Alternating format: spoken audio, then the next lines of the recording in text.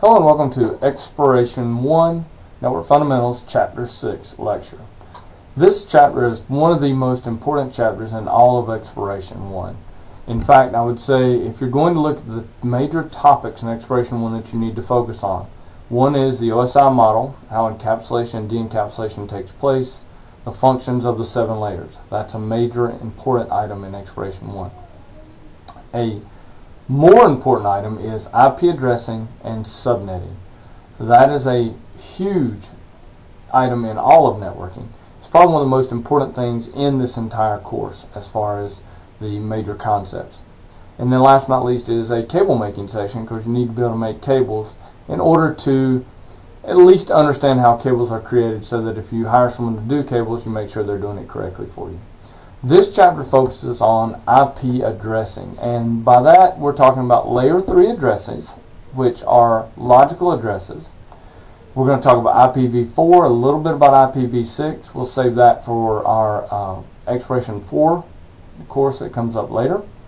We're going to focus mainly today on IPv4.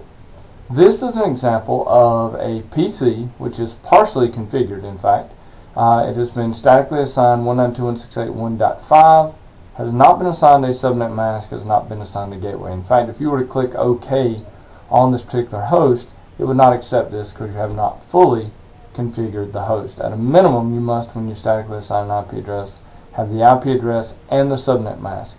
You do not have to have a default gateway unless you want to leave your local network. Let's look at IP version 4 addresses. These are the ones that we use now currently. IP version 4 addresses are gone. They're no more available for allocation. For that reason, IPv6 will become the most important version of IP out there in the next couple of years. It really is one of the most important. But IP version 4, which will be around for a good while now, is placed in dotted decimal format. That's for us because we don't do binary very well. In fact, this number below it, these 32 bits, each bit is a single 1 or 0. Alright, each of these octets, and an octet is a set of 8 bits together.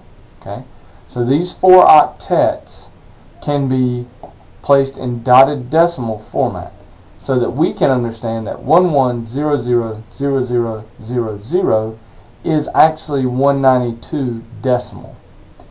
Likewise, 1010111000 is 168. 4 zeros, 1010 is 10, and all 7 zeros plus 1 is 1. I'll explain this in a minute, but basically each one of these bit positions is a different position for the power of 2. 2 to the 0, 2 to the 1st, 2 to the 2nd, 2 to the 3rd, 2 to the 4th, 2 to the 5th, 2 to the 6th, and 2 to the 7th. This address, okay, is 32 bits, or 4 octets. 8 times 4 is 32. So here's our octet. This address is made up of 2 portions. That is the network portion and the host portion. We will learn that this is what is called a Class C address. Because of that, it begins with a 192. I'll explain it again when we get to that section. But we have a network portion, which is 192.168.10, and then we have a host portion. A good analogy for this would be street address and apartment ID. All of the apartments on 110 East Main Street are all on 110 East Main Street, but it may be apartment 5, 6, 7, 8, 9, 10. Okay, so those are the individual host apartments, or the individual apartments, and the network would be the street or the building that the apartments are in. So that's a good analogy you can use when you're thinking about IP addressing. Now, an octet, what is it? It's 8 bits, therefore octet, 8 octa, okay, with 8 different positions: 2 to the 0, which is 1, 2 to the 1, which is 2, 2 to the 2 is 4, 8, 16, 32, 64, and 128. These positions, when you actually turn them on or off, they let you know whether or not that value is on. So if I have 11110101, it means the 128 position is on, so add it to the 64, add it to the 32, add it to the 16. Don't add in the 8-bit position because it's not turned on.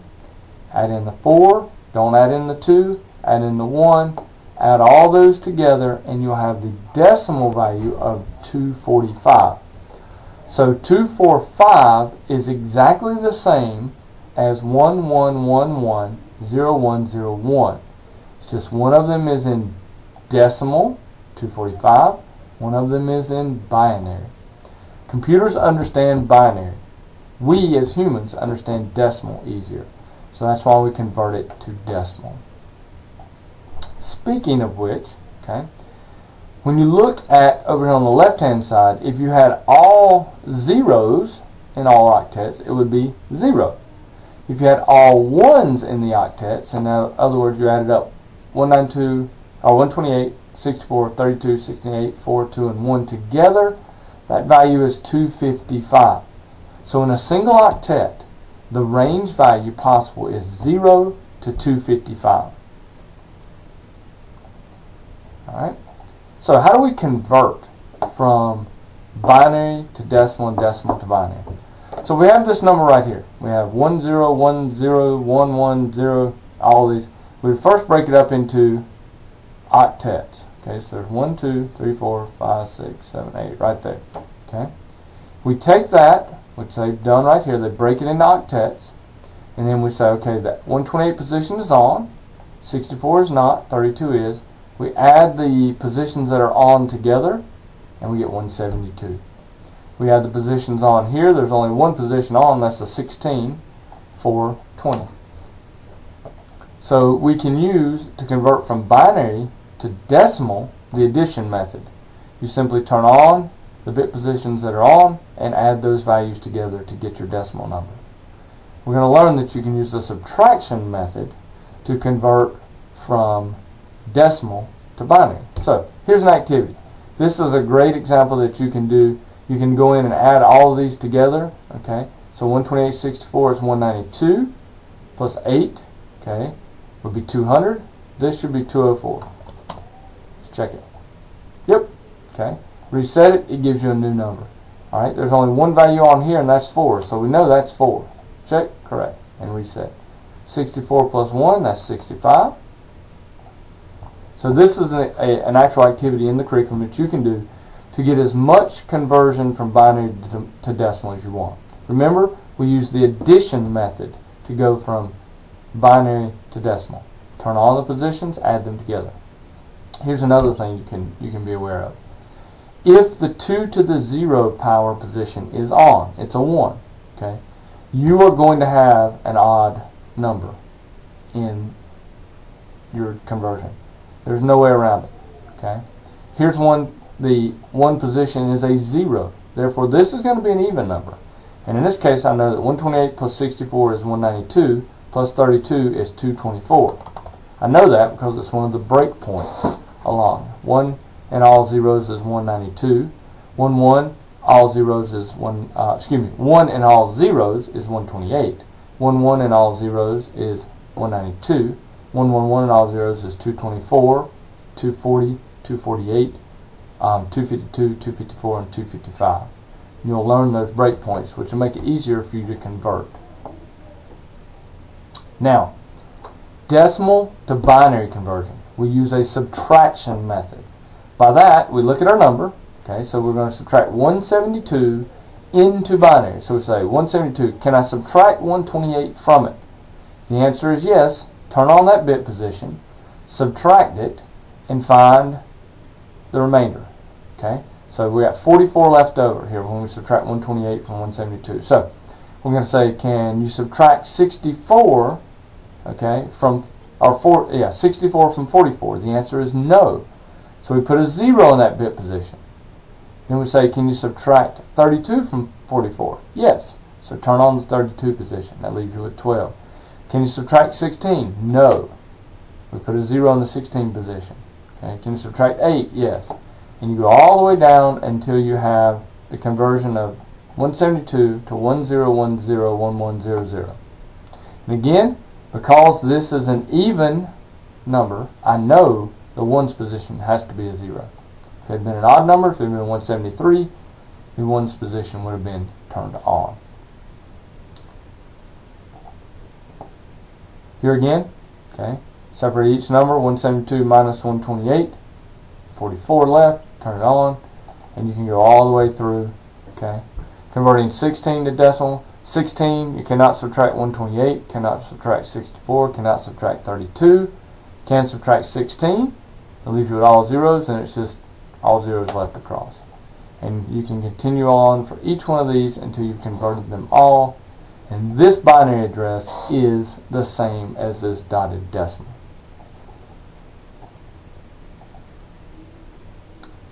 And here we have another example. Same thing. Okay. Subtraction method to go from decimal to binary. From binary to decimal, use the addition method. Okay. And here we can actually set it up and do the exact same thing we had before. Okay. So let's say 55, I just made it easy myself. I can't subtract 128, can't subtract 64, I can subtract 32, okay? Alright, that'll leave me with 23, so I can subtract 16, okay? And so forth, so on until we get down, until we have, let's see, 23 to 7, so no, yes, yes, yes. And I think I did that right. Yep. So 55 is 00110111. I knew this had to be on because it was an odd number. Okay, so here is a system you can use. This one's very easy. 0, 0, 0. You know, 1, 0, 0, 0, and then 1. And you can check it. Correct. Reset. New number. 240, and so on and so forth. So there's a decimal and binary activity in the curriculum that you can use to test yourself. Now, IP addresses, again, consist of two major portions, the network portion and the host portion. In those portions, in the network portion, there may be a secondary network portion called a subnetwork address that we will discuss later. But in the network portion, okay, here's how it works. The network address is going to be the address position where all the host bits are zeros. That address, by the way, cannot be assigned to a host. This is not a valid address. This 10.0.0.0 is not a valid address to assign to a host because all the host bits are zeros. In fact, one of the rules we have is that all the host bits cannot be ones or zeros. All right? So, in this example, in the network address, if all the host bits are zeros, we have our network address. And we know that in this case, we're assuming that we're being told, okay, because we can't assume that these first 3 octets are the network. We could assume the first octet was because 10 is a class A. But we're being told that the 10 and 0 and 0, the network portion of this address, and the last octet is the host portion. Well, notice all 8 bits in the last octet are zeros.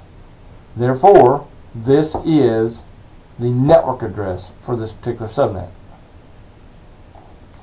If all of the host bits are ones, all right, then you have the broadcast address for a network. This address cannot be assigned to a host because all of the host bits are ones. If all of the host bits are neither zeros or ones, there's something in between, that is a valid address that can be sent to the host. Okay? So if you send something to the broadcast address of this network, all hosts on that network will see it.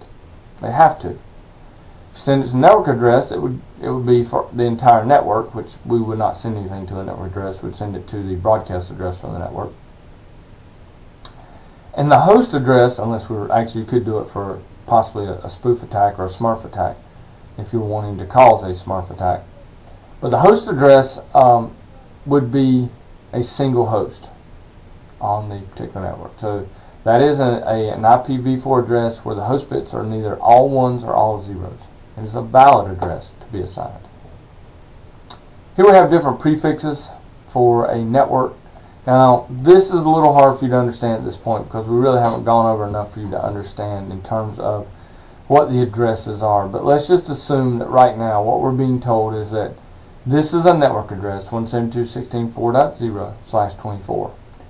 By the /24, what this means is that the 24 bits, the first 24 bits are network bits.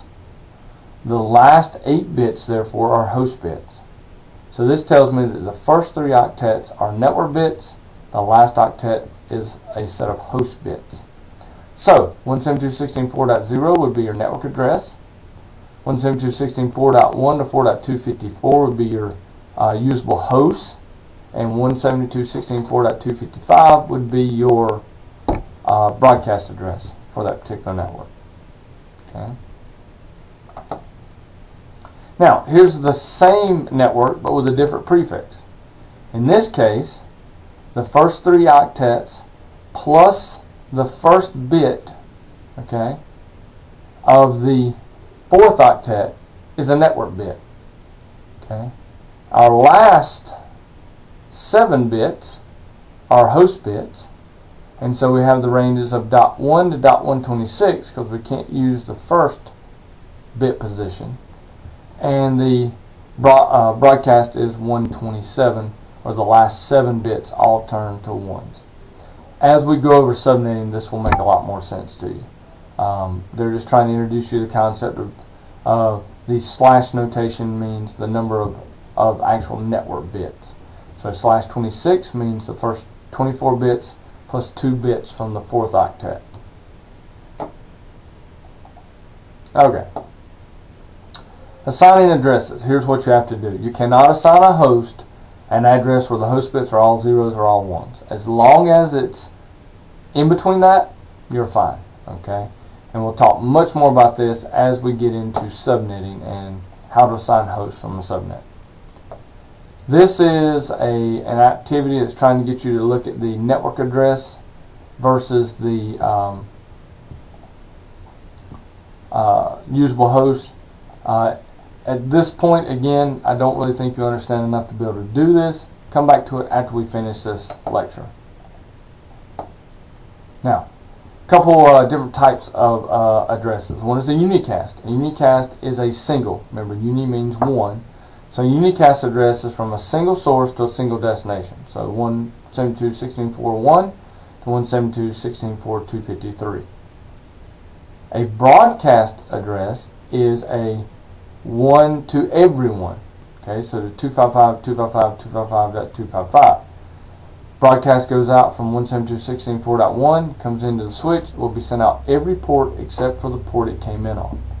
That's what a broadcast is. One to many or one to all host. Okay, and then we have another type of, which is a multicast, and that is a one to some.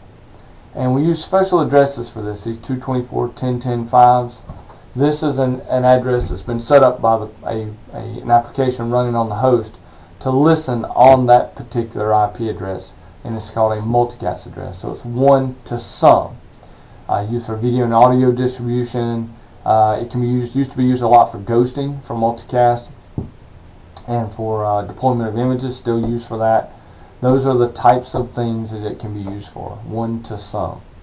So again, unicast, one to one, broadcast, one to all, multicast, one to some. That's an important concept for you to understand, and you can use this packet tracer exploration activity to get a good understanding of those.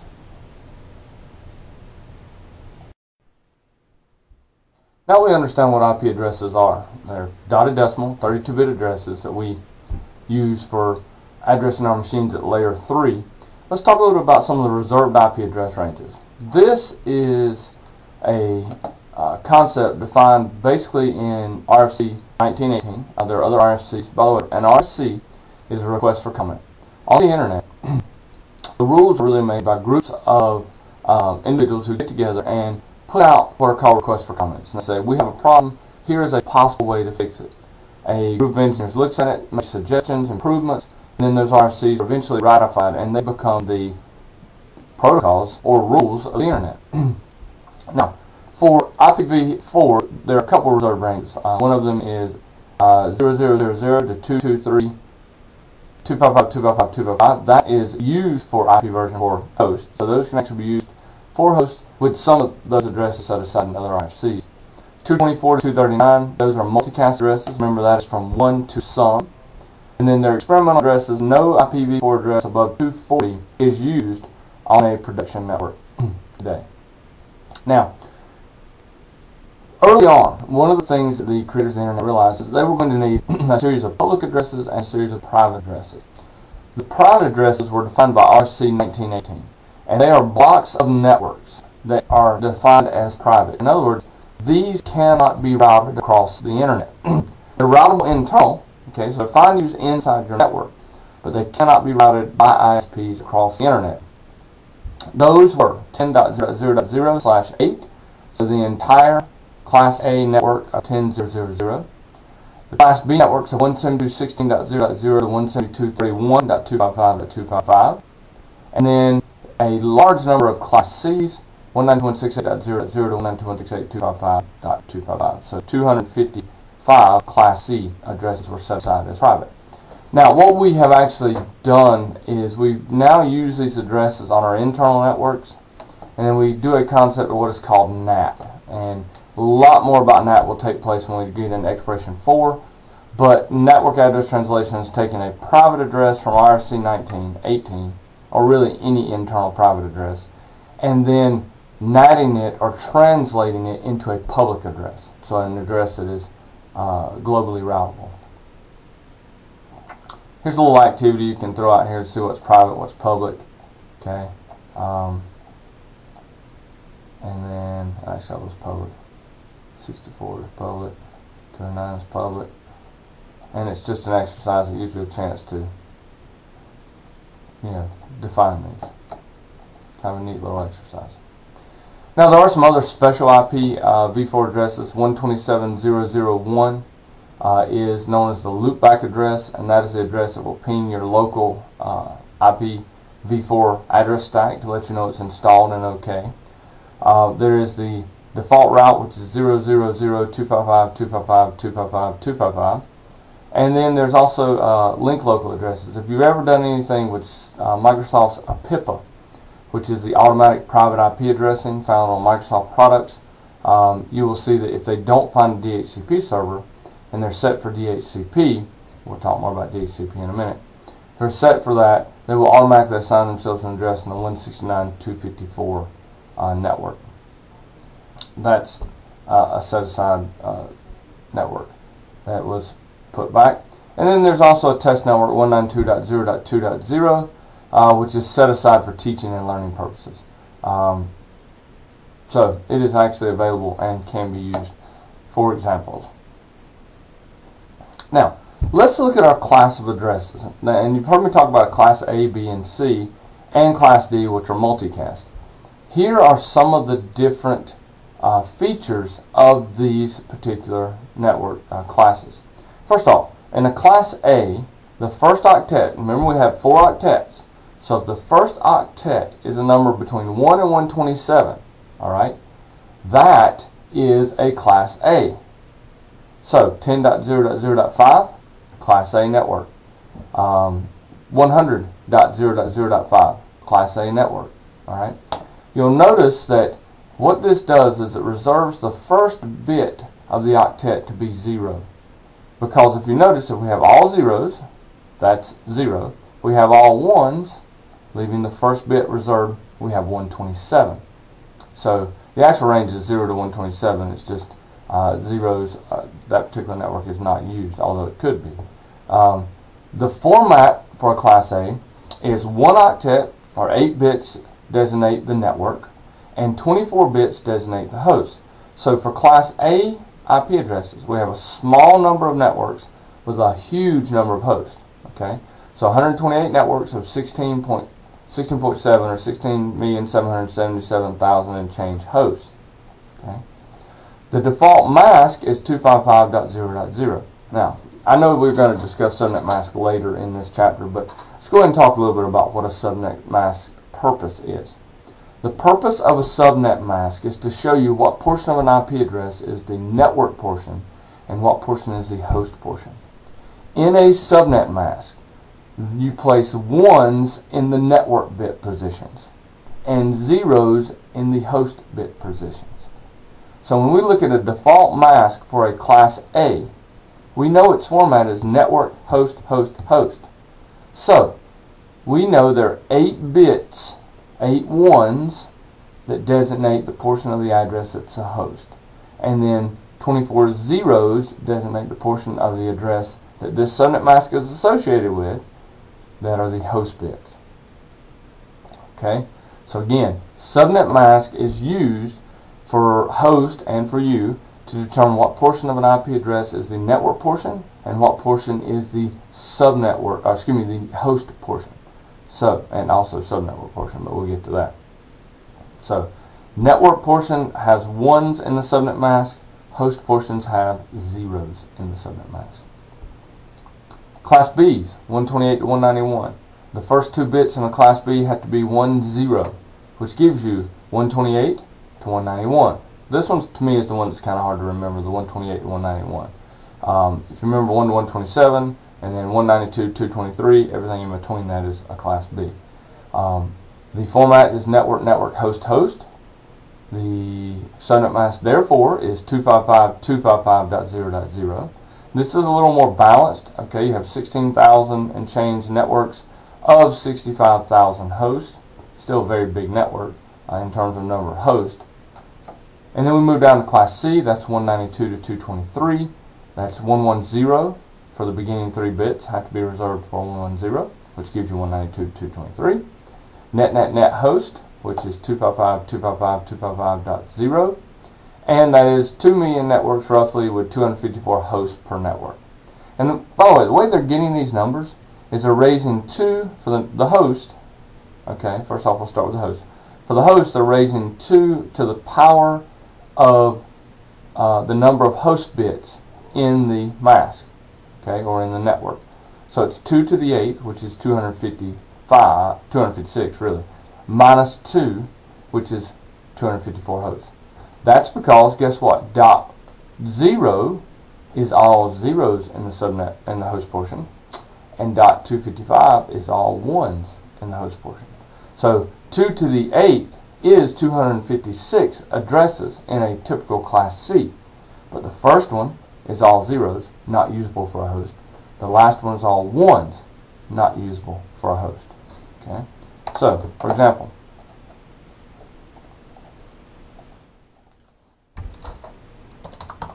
.192.168.12.0, okay, that, if I'm using a /24 mask, which is the same as 255.255.255.0, that, okay, address of 192.168.0.12.0 would not be valid to place on a host, because if I write out the host bits for this octet, okay, I get 1, 2, 3, 4, 5, 6, 7, 8. Now 192.168.12.1, okay, 1, 2, 3, 4, 5, 6, 7, 8. It's not all ones, not all zeros. Likewise, all the way down to 192.168.12.255, which gives you 1, 2, 3, 4, 5, 6, 7, 8, which are all ones in the host portion. Okay? Very important concept, because that will serve you well as we move on to look at subnet mask. Last 2 are D and E. D is 1110, 224 to 239, and it is multicast, and then E is 1111, 240 to 255. They're experimental. So, how do we decide what IP addresses go where? Here is one of the beauties of IP version 4 addressing, and IP version 6 too. But IP addresses are logical addresses. So it's completely dependent upon your network scheme and what you want. You know, there's no reason that HR is going to be 192.168.12.0 and sales is going to be 192.168.13.0, and legal is going to be a different set of addresses. There's no reason. Now, typically we're going to subnet, and we'll talk about that in a minute. But you decide in your location, in your particular network, what method you're going to use for IP address assignment. Now, you will learn later that, especially when we get into routing protocols, it's best to group your addresses, especially at different sites, together, so that you can do an item called summarization. So you can summarize blocks of addresses in your routing table updates. You'll learn more about that. But for now, just remember the IP addresses are completely logical, and you can place them however you wish. Okay. Now here's an example again of showing NAT. You've got your internal private addresses using those RFC 1918 addresses, 10.0.0/8, 172.16.0.0 to 172.31.255.255, 192.168.0.0 to 192.168.255.255. Those can be used for your private addresses, and then your ISP will give you public addresses, and you will NAT at a border device, be it a router or possibly an ASA or some type of firewall. Now, when we go assigning IP addresses to a host, there's a couple ways you can do that. One is you can statically assign the IP address on the host. This is typically used for our servers, for any machine that needs to have the same IP address all the time, for printers, those types of items. We manually assign our IP addresses. Now, we want to assign an IP address, we want to assign the mask, and a gateway. Okay, the gateway is what allows you to leave your local network. We'll talk more about that. You also do typically assign a DNS in order for the network to work, especially if you're in a Microsoft environment. You have to have DNS installed. We can also, instead of statically assigning our devices, we can do dynamic addressing, which is obtain IP address automatically. This is using DHCP. All right, DHCP, or Dynamic Host Configuration Protocol, is a protocol that allows a host to send out a DHCP discover and say, hey, I would like to get an IP address. A DHCP server sends back an offer. Well, here's an IP address you can use. The DHCP client sends back a request. That's a nice looking IP address. I'd like to use it. Do you mind? And finally, the DHCP server sends back an acknowledgement and says, yes, you can use this. Bind it to your TCP/IP stack, and you are now 192.168.0.5. The DHCP server is a specialized server that you set up. It can be a Windows-based server, it can be a Linux-based server, it can be even a Cisco device. You'll learn how to do that. Typically, it's a Windows server with DHCP scope set. But just remember, two ways to do assignment: statically and dynamically. And again, here's some ranges. Okay, we're looking at, the network address is 172.16.0. The DHCP pool is 172.16.x.1. Okay, and so you're going to use 1 to 127 in your DHCP pools. Your servers are going to be 128 to 191. The networks that I configure, I typically like to keep my servers and static IP addresses low, and then put my host high. So if I was designing this network, I would do 1 to 127 for servers and statically assigned machines, and 128 to 191 for hosts. That's just me. Okay, and then on down through, they've got peripherals, items, gateways. They also are using gateways on the high end, and you'll see that a lot in the curriculum. It depends on your environment. I have typically seen gateways being set as the first address usable in a network, but it varies, and whatever your company does is what you need to do. So, who assigns addresses? How do we get IP addresses? Well, first off, forget IP version 4. There are no more IP version 4 addresses. You'll have a very hard time getting a large block of addresses or even getting a block of addresses. At this point, you're going to be really just using what your ISP has left over. But these are the different groups: AFRINIC, APNIC, LACNIC, ARIN, and RIGHT. These are the groups that hand out IP addresses, and they will be responsible for handing out IP version 6 addresses. Okay, and then you have ISPs that, for instance, Tier 1, Sprint, Cybus, they get a large block of addresses. They then hand them out to Tier 2, France Telecom, InLayer, and then Tier 2 hands them out to your local ISPs like Fortress ITX, Beach Computers, etc. Okay, so Tier 1 are the primary top ISPs. Tier 2 are still very, very big ISPs, and then Tier 3 are your smaller ISPs, local ISPs. We're going to do a real quick overview of IPv6, and I'll tell you the main difference is this: it's 128 bits, which means it's much bigger than IP version 4 in terms of the address space. What I have been actually seeing and have read is that with the IP address space of 2 to the 128th power, there's literally enough IP addresses in this address space to assign an IP address to every grain of sand on the planet. That's almost hard to fathom, but that is what is actually stated about IP version 6. It does have a much simplified header. If you remember the IP version 4 header, you'll notice there's not as many items in the header itself. Now, I will say this, it has a much larger address space, 128-bit for the source, 128-bit for the destination. You also notice that it is written in hexadecimal instead of decimal. So some different things there, but for the most part, it's just for you right now, what you need to know is it's bigger, it's got more addresses, it's going to be the IP version that we have to deal with in the coming years. Okay, so let's talk about how to look at the network and host portions of an address. First off, we have the address 172.16.4.1, and we're using a mask of /24, a prefix of /24. Now, what that tells me, remember, I told you that the number, by the way, the /24 means the number of ones turned on in the subnet mask.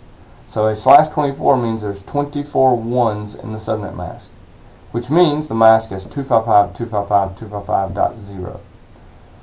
That also tells me that the first 3 octets are the network portion. So when I do this, you'll notice that the network portion is the first 3 octets because we have a /24 prefix. There's something else you should notice. This is a class B, which typically, okay, has a network mask of 255.255.0.0. But this particular network is using 255.255.255.0. This class B has been subnetted by borrowing 8 bits. More on that later, just to make you aware of it right now. So, here we know that the 172.16.4 is the network portion of this address. I would actually technically say that 172.16 is the network portion, okay, because it is a class B. And the .4 is the subnetwork portion, subnetwork ID. The last 8 bits are the host bits. And so this is host .1 on the 172.16.4 subnet. Alright? So that is how we determine the network portion and the host portion. We use our subnet mask to determine those 2 items. Okay. Here is a network, and here's how we can figure out what network we belong to. We're going to use an IP address of 192.0.0.1, okay, with a prefix of /16. Now, this is, they're actually getting into classless interdomain routing, CIDR, but just for the purposes of what we're doing here, just think of it like this. We've got 16 bits in the mask. That means we have a subnet mask of 255.255.0.0.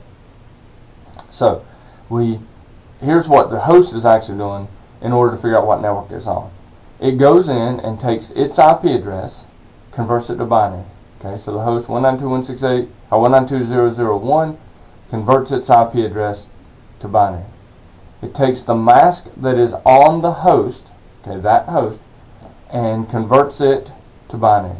It then does a process called ANDing. Now, in ANDing, it's a mathematical process that a 1 and a 1 gives you a 1. A 0 and a 1 gives you zeros.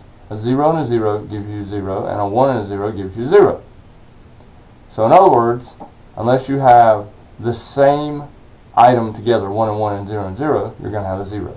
So when this happens, when I AND this mask, 1 and 1 is 1, 1 and 1 is 0, all these zeros to 1s are zeros, all these zeros to 1s are zeros, zeros, zeros, zeros to zeros, carry zeros.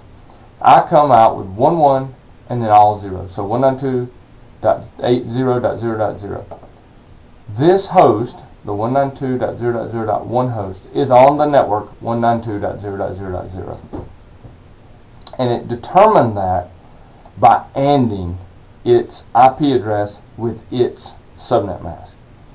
This is going to be very important in the future because if this host 192.192.0.0.1 wanted to send something to 10.0.0.5, it would take its IP address, it would AND it to subnet mask. Okay, so we know right now, we know what we've got here. We know we've got, it takes its IP address and it's sending something to 10.0.0.5. Okay, it's already figured out that it is on the 192.0.0 network. It then takes the destination address, converts it to binary. So hopefully I can convert this to binary easily. 128.64.32.16.8.4.2.1. Oops. Helps when I use the right number system. Okay. 1, 2, 3, 4, 5, 6, 7, 8. 1, 2, 3, 4, 5, 6, 7, 8. 64.32.16.8.4. 2, 1. Oops, moving that to me. 1, 2, 3, 4, 5, 6, 7. Yep. There you go. So there's 10.0.0.5. Now what the host would do, so 192.0.0, I'm stuck on 192.168 because those are the ones I use all the time. 192.0.0.1 has ANDed its address with its mask to come out with the network 192.0.0.0. Okay. It then takes its mask 2, 3, 4, 5, 6, 7, 8. 1, 2, 3, 4, 5, 6, 7, 8. 1, 2, 3, 4, 5, 6, 7, 8. 1, 2, 3, 4, 5, 6, 7, 8. So the sending host takes its mask, ANDs it to the destination in binary. Okay. And the result is going to be 0.0001010.1234567 8. Okay. And if you will notice, this equals 10.0.0.0. So in other words, this destination is on a different network from the source address. And the end result is the source address will send the communication for 10.0.0.5 to its default gateway if that default gateway has been set. Okay. Now if this had been 192.0.0.5, okay, this would change completely. Okay, because we would have 5 still there, but we would have 1, 1, 2, 3, 4, 5, 6, 7. There's 8. Okay. And guess what would have fallen through? We would have had 1, 1, 1, 2, 3, 4, 5, 6.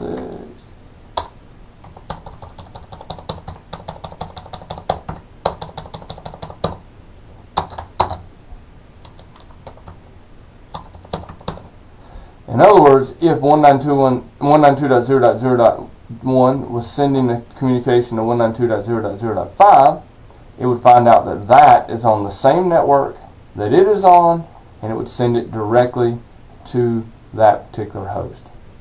Okay, so that's how hosts use ANDing to determine what network they are on, and then to determine what network a destination is on. Pretty neat. All done in binary because computers only understand binary. Okay, and this explains the ANDing process here. Exactly what I just did, and you can watch that in the curriculum itself. Now, I'm going to talk a little bit about subnetting. I'm going to go through this pretty quickly because I'm going to do an entire lecture using my method of subnetting. But subnetting is the process of borrowing host bits in order to increase the number of network bits. We do it for a couple reasons. One, let's imagine this. We know, I'm going to start packet tracer.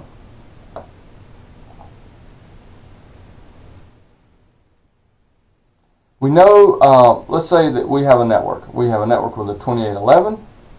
We have a network with 2 switches, 2 2960s. Okay. And we're going to connect our cables. I need to close, I accidentally opened 2 of them.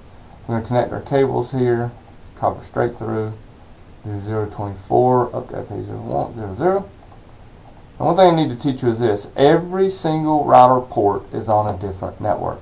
Okay. So when I look at this network, I know that I need 2 networks, 2 IP address ranges. But Unfortunately, my ISP gave me 192.168.12.0/24. Now, if you will recall, this is one network of 254 hosts. But I don't need one network. I need two networks. There's two things I could do. I could go to my ISP and say, or I could just pull 192.168.13.0 and use it on both sides. But if I wanted to use this one major network, I would have to subnet this particular network to meet my needs. Now, we have 8 host bits that we can work with, and that's really what we're getting at here. We're going to, in this example they have, exactly what I have on mine, except using 192.168.1. They need 2 networks, but they only have one major class C. So what they're going to do is they're going to borrow 1 bit, okay? And when you borrow 1 bit, you move into the 2 to the 7th bit position, which gives you a variable of 128, which will make sense when I go through my method for subnetting. And then you break this one major network of 0 to 255 into 0 to 128 and 128, okay, to 255. So you create 2 separate subnets using, okay, a major network that's been split in half by the variable at the number of bits you borrow. You get a new subnet mask, okay, 255.255.128, because you're using, there's now one more network bit. Okay, remember our example of each one in the subnet mask equals a network bit? Those are our network bits. We then can use our addressing scheme. Again, here, we broke it into 2 subnets of 192.168.1.1 to 192.168.1.126. That is because if you look at these addresses, alright, the 1.0/25 has all zeros in the host bit portions. And the 1.127 has all zeros in, or all ones in the network portion. Okay. So, we'll talk more about that as I show you the exact example. Now, the second network was 128. That is all zeros in the network portion, and 255 is all ones in the host portion. Okay, excuse me, all zeros in the network, the host portion. Let me go ahead and explain that, because I think it'll make more sense if I show it to you. So let's take 192.168.1.128 with a /25 mask. Okay. So what we're saying is, we're saying that the first 25 bits are network bits. The last 7 bits are host bits. Now, I'm not going to convert to binary 192.168.1 because you should know that is all, neither all zeros or all ones. 128, I'm going to convert it here at the end. 1, 2, 3, 4, 5, 6, 7, 8. Okay. So, the first bit here is a network bit. Okay, because we've got 24 bits plus 1 is 25.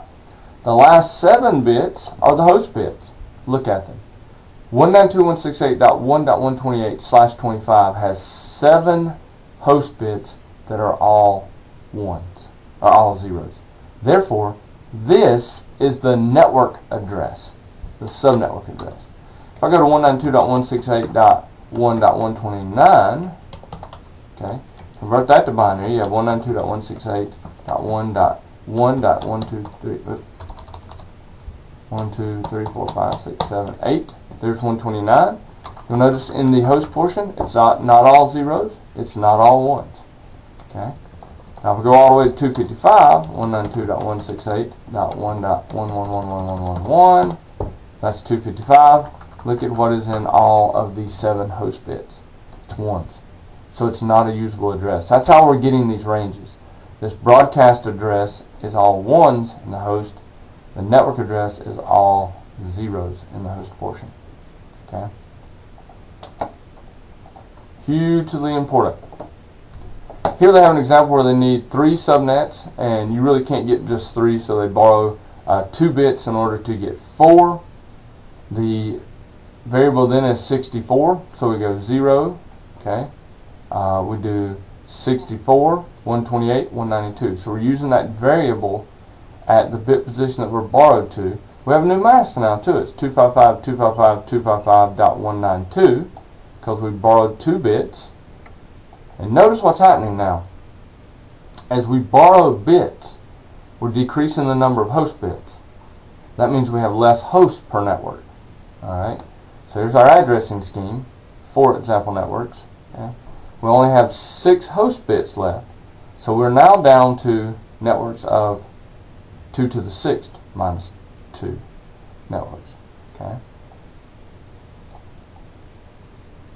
which would be 62 networks, 62 hosts.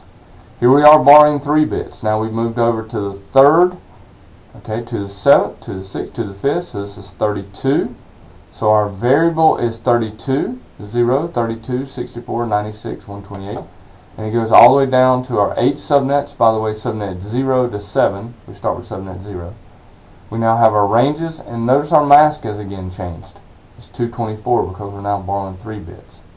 Now, because of the way a class, well, actually all addresses work, you can never borrow more than 30/30. You must leave 2 host bits. Otherwise, you will not have enough host bits to have useful host bits. Here we see subnetting. Okay, we take an example. This needs 800 hosts. Okay, so we do a /22. This is getting into VLSM. I want to kind of blow over this a little bit, but this is VLSM is using a different mask on different parts of your networks based upon need, and we will talk more about that. And this is basically the idea here, and you're going to go in and subnet it to meet your needs. Okay, and that'll make more sense once I show you my example. And what they're doing here is they're just taking a subnet and they're subnetting it again. So in other words, here we subnetted it one time, 192.168.20. We subnetted it by borrowing 3 bits, but then we took one of those subnets and we broke it out all the way down to where we're borrowing 6 bits, because each one of these WAN links, this is a WAN link, they only need 1 IP address on each side. So they only need 2 hosts instead of this network, which is 2 to the 5th host, okay, which is 32 hosts, 30 usable hosts. So they took 1 subnet and then subnetted that. VLSM is subnetting a subnet, so that you can use the mask that is appropriate for that part of your network. Okay. And here again they're going through doing VLSM, okay, finding the hosts that are needed, finding the network requirements. If you use standard subnetting, this would be inefficient because of the number of hosts. I completely agree with that, but you need to learn standard subnetting first before we get too deep into VLSM. And that's what they've done here, though, is they've done VLSM. Notice how they're using different masks. They pulled those masks out based upon what they need, not using standard subnetting. I want to teach you standard subnetting, then we will go into VLSM in later sections of the course. Here's a chart you can use, subnetting a subnet. You know, each one of these you can see how they break down. If you have a major network, okay, you can break it down and subnet it. You can take this block and break it into another block, and then you can pull out, you know, this big address. Then you can pull out a Perth block, Sydney block. This just lets you pull out blocks from inside of this chart. And you actually can, there is a PDF of the chart here that you can print for yourself, and then that way you'll have it to look at as you're trying to do VLSM. Okay. Several different activities here you can do that let you do give an IP address, enter the network address in binary, and that's just practicing ANDing. Okay. You can do number of hosts on each network. Okay. So now you see here, here's your mask. There's 2 to the second. So 2 to the second is 4 minus 2 is 2, right? Okay. So you just look at the number of zeros in the subnet mask, and you do 2 to the H, 2 to the number of host bits minus 2. That'll give you your number of hosts. That's actually not valid. Should not be valid anyway. Okay. Alright, a couple other items to finish up the chapter. One is, how do we test IP addressing? First off, if you ping 127.0.0.1 and you get a response, by the way, ping is Packet Internet Groper. It's a little testing tool we have. If you ping 127.0.0.1, you get a response. It means TCP/IP is enabled, not necessarily configured, but the protocol stack is enabled. Now, if you ping another host, like your gateway, okay, 10.0.0.254, you send an echo request. That host will then send back an echo reply. This is kind of like, seen the Hunt for Red October, Mr. So-and-so, a single ping, please. The ping that goes out, and it depends on the operating system, is usually 4 to 5 ping, echo requests, get echo replies. This basically lets you know you can reach a host on the network, and that host is live. So if I'm able to ping my 127.0.0.1, that means I've got it configured locally to at least be on. If I can ping 10.0.0.0.254 in this example, I can ping my default gateway. At this point, I should have outside connectivity as long as DNS is working. And here's an example of pinging a remote host. An echo request will go all the way up through and across, and then come back with an echo reply. Be aware a lot of modern networks today block ping requests because they can be used for nefarious purposes like pings of death, ping floods, those types of things. So be aware of that you may try these at home and you may not get any response. Another tool is called traceroute. Traceroute will actually go out and show you the path that your particular packet takes from source to destination. The only thing about this is traceroute is dependent upon ping. It sends out a ping with a TTL of 1, a time to live of 1. When it goes to the first router, the TTL is decremented by 1. It will then get sent back because the TTL is expired. The machine then sends a ping and echo request with a TTL of 2. It'll go to the next router in the and so it hops through each one of these up to 30 till it gets to the destination. The problem is traceroute relies on ping. If ping's being blocked, it won't work. So be aware of that. Just because a traceroute fails doesn't necessarily mean you can't get to a destination. It simply means that ping may be turned off. And then here are ICMP, a bunch of different ICMP messages that you can read about dealing with how ICMP is used from everything from source quenching to route redirection to time exceeded, destination unreachable, all of the different little features and abilities built into ICMP. That is the end of the Chapter 6 lecture. I will be placing a lecture on how to subnet using the 7 holy steps of subnetting I have developed onto the videos later. So I hope this has been helpful. If you have any questions, please let me know.